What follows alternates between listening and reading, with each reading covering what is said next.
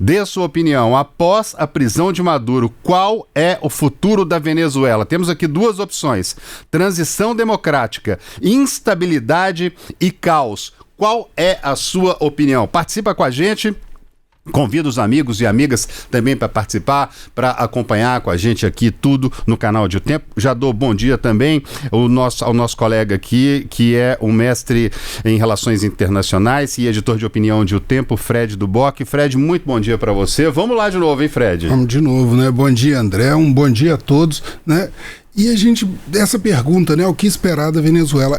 Tem sido a grande incerteza desde a fala do Donald Trump de ontem, né? Que esperava-se que ele teria feito a operação única exclusivamente para a retirada de Maduro, né? Para que levasse ele a julgamento, mas ele, durante a entrevista, ele foi lá e falou que eles vão governar a Venezuela. Isso gerou uma incerteza muito grande. Então, as análises até o momento ficaram muito bloqueadas, né? Aumentou o nível de incerteza, porque essa operação foi uma operação de comando, né? Foram forças especiais que foram retirar o Nicolás Maduro da base onde ele estava guardado lá, estava protegido pelas tropas venezuelanas, mas não houve, além dos bombardeiros e da extração, não houve mais nada, né? Não houve desembarque de tropas, não houve uma sequência de bombardeios, parou por ali e dali em diante veio essa comunicação. Então, vai depender do que vai ser feito, né? Esse futuro da Venezuela vai depender se vai haver uma ocupação por terra dos Estados Unidos, se vai haver um concerto com o governo, que nesse momento é um governo interino, né? Determinado pela Suprema Corte da Venezuela, ou se vai haver uma composição com forças de oposição, né? Ou se toda essa situação não vai desencadear numa guerra civil dentro da Venezuela.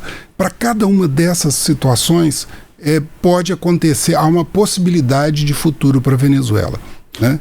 Nesse momento, o que a gente sabe do dia seguinte da Venezuela há um silêncio nas ruas, há um estado, uma espécie de estado de exceção determinado desde ontem de manhã pelos militares, né?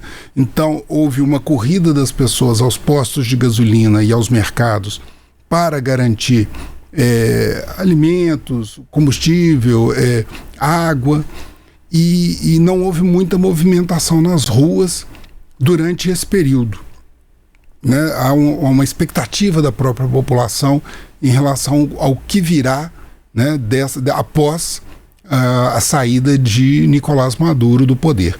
Então, para responder essa pergunta é preciso levar em conta ainda o que significa a fala de Trump, quem de fato governa a Venezuela e como a população vai reagir a essa composição.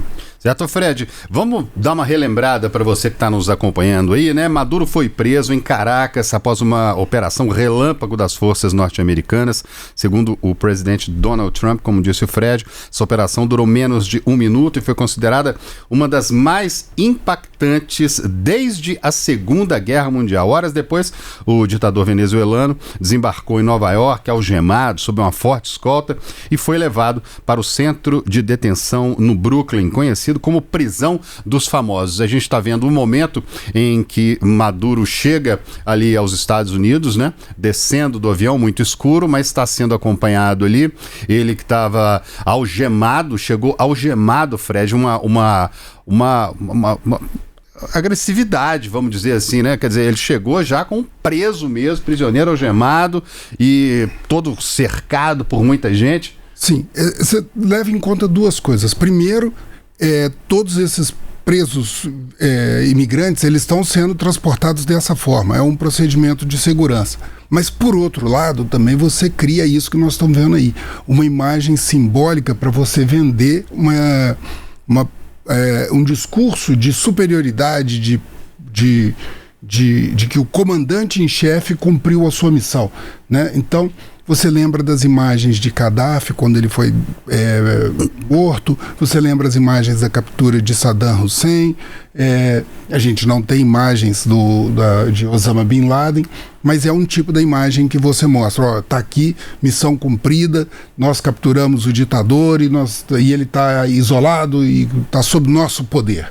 Então, esse é o tipo de imagem que você pode passar e discurso que você pode usar. Tanto é que essa imagem do comandante em chefe foi usada, inclusive, ontem já na apresentação da missão, foi usado pelo secretário de guerra, né, ou secretário de defesa, depende como falar, o Pete Hegseth, falando em relação a Trump. Então, esse ali é o momento em que ele chega, né, o Departamento Antidrogas nos Estados Unidos, essa é a imagem está rodando o mundo também ali, chegando algemado lá no Departamento Antidrogas. E que foi compartilhada, essas imagens foram compartilhadas tanto na rede social do Trump quanto na rede social da Casa Branca, né? Então, é isso que eu tô falando, assim, você mostra o resultado da missão.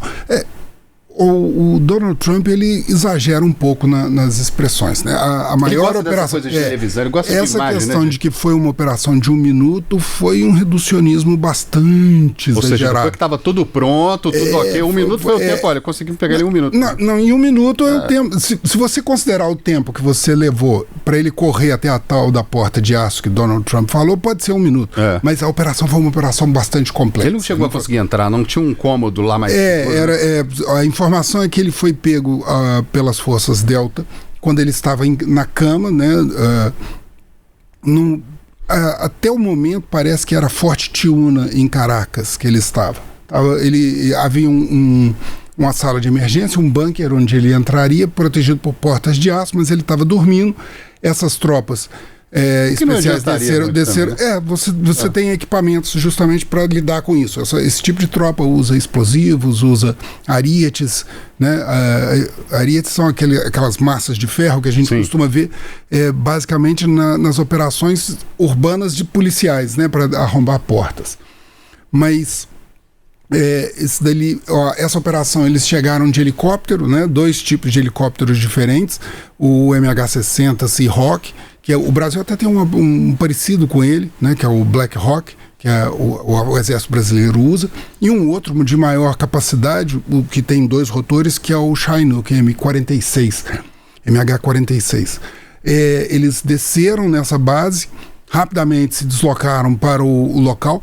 Segundo Dan Kane, o chefe da Força Conjunta, das Forças Armadas Conjuntas dos Estados Unidos, eles treinaram em locais simulados, né, desse quartel, para que essa operação acontecesse da forma mais precisa possível, né? Rapidamente o Nicolás Maduro foi tirado de helicóptero. Segundo as informações do próprio Dan Kane, um helicóptero foi atingido, né, mas ele conseguiu continuar o percurso, né, o que é a surpresa de todo mundo, porque ao longo de todo o período Nicolás Maduro ressaltou muito a sua capacidade, né, de defesa antiaérea com mísseis fornecidos pelos russos, e pouco antes do início logo depois que começaram a destruição dos barcos e começou a ser falado a possibilidade de uma invasão da Venezuela, ele falou que a Venezuela tinha mais de 1.500 mísseis Igla, né, que são mísseis que você porta no ombro, né,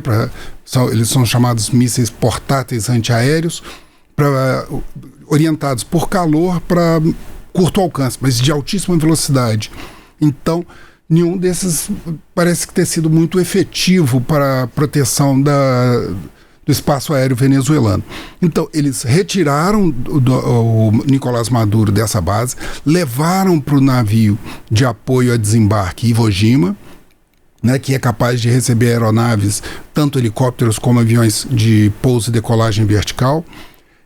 Do Iwo Jima, ele teve uma passagem rapidamente pela base de Guantánamo, em Cuba, onde há uma prisão dos Estados Unidos, uma base militar e uma prisão, né?